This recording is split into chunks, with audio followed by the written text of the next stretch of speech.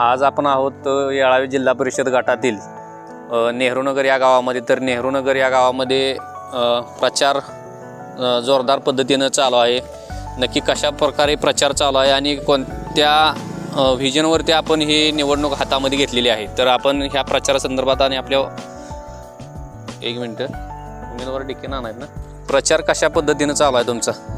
आता आम्ही राष्ट्रवादी शरदचंद्र पवार गटांचे कार्यकर्ते आहे आणि आमच्या पक्षाकडून माननीय डी.के. नाना पाटील राजापूर व पंचायत समिती गणातून श्वेताताई रोकडे यांना रोहितदादांनी उमेदवारी दिलेली आहे आणि आम्ही त्यांचा प्रचार अतिशय जोरदारपणे नेहरूनगर गावामध्ये प्रचाराची यंत्रणा राबवत आहे.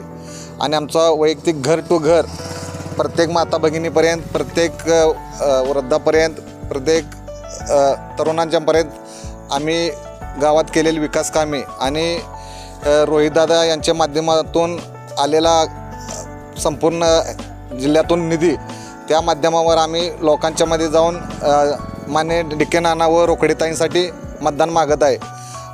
आजपर्यंत 1993 पासून म्हणजे ग्रामपंचायत स्थापन झाली तेव्हापासून नेहरूनगरमध्ये राष्ट्रवादी शरदचंद्र पवार गटाची सत्ता आहे आणि त्या लोकांचा आमच्या म्हणजे रोहितदादांच्यावर, आबा कुटुंबींच्यावर विश्वास आहे आणि तो विश्वास आत्तापर्यंत नेहरूनगरच्या जनतेने साध्य केलेला आहे.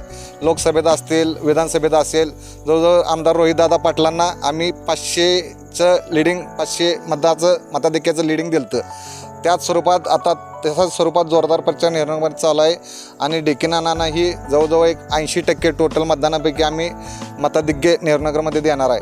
तसा आमचा विकासाचा माणूस म्हणजे डी.के. नाना जवळजवळ मतदान त्यांना पाठिंबा द्यायचं कारण की त्यांनी जवळजवळ 3 ते 4 वर्ष झालं घर टू घर लोकांच्या सुखदुःखामध्ये, प्रत्येकांच्या अडीअडचणीमध्ये, गावातील समस्या असतील, तालुका लेवलच्या असतील, त्या समस्या सोडवलेल्या आहेत आमच्या गावामधल्या.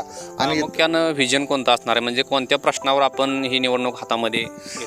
आता रोहितदादांनी ठेवला विश्वास तर संपूर्ण ठेवून बघा. हे विजन जनतेसमोर ठेवून त्यांनी एक वचननामा तयार केला आहे, म्हणजे तरुणांना रोजगार आणि संपूर्ण गावामध्ये पेयजल योजना राबवणार, म्हणजे पिण्याच्या पाण्याची. आता आपली येळावी प्रादेशिक योजना बंद आहे आणि त्या माध्यमातून 4 गावांची पेयजल योजना आणायचं चालू आहे रोहितदादांच्या माध्यमातून. नेहरूनगर, निमणी, बेंद्री आणि नागाव या 4 गावासाठी रोहितदादा प्रयत्नशील आहेत, म्हणजे तसा शब्द दिला आहे रोहितदादांनी आणि त्या माध्यमातून आम्ही पण प्रयत्न करतो आहे. म्हणजे आणि नेहरूनगरमध्ये एक फॉरेस्टचा प्रामुख्याने मुद्दा आहे.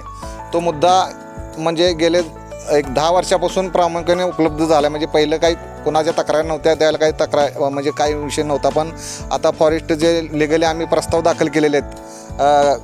ग्रामपंचायत मार्फे वन कमिटी स्थापन करून आम्ही प्रस्ताव दाखल केलेले आहेत. ते प्रस्तावात विचारण दिन आहेत, आता प्रांत ऑफिसला चालू आहेत. म्हणजे ते तिथून पुढे आता कलेक्टर ऑफिसला जाणार आहेत आणि अंतिम टप्प्यामध्ये ते पण काम आमचं होणार आहे. आणि दुसरा एक पिण्याचा पाण्याचा प्रश्न, आता खर्चाचा पाण्याचा काय प्रश्न नाही, पण पिण्याचा पाण्याचा प्रश्न आहे, तो आम्ही लवकरात लवकर रोहितदादांच्या माध्यमातून तो पूर्ण करणार आहे. लोकांचा कसा प्रतिसाद मिळतोय? तुम्ही आता प्रचार करताय, अतिशय चांगला प्रतिसाद आहे. आमच्या कामावर लोकांचा विश्वास आहे आणि रोहितदादांचं नेतृत्वाखाली आम्ही काम करतोय. अतिशय लोकांचा चांगला प्रतिसाद आहे. सर्व माता भगिनी असतील, हे असतील आणि आमच्या गावामध्ये एक प्रकाश जलसिंचन स्कीम आहे. ती स्कीम म्हणजे मस्के बापूंनी जवळजवळ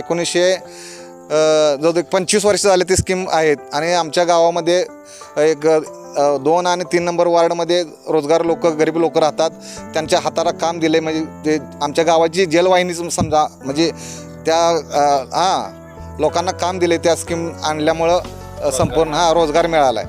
आणि नेहरूनगरमध्ये, नेहरूनगर निमणीमध्ये द्राक्ष बागेचं क्षेत्र भरपूर असल्यामुळे त्यांना कामाचा लोकांना रोजगार मिळाला आहे.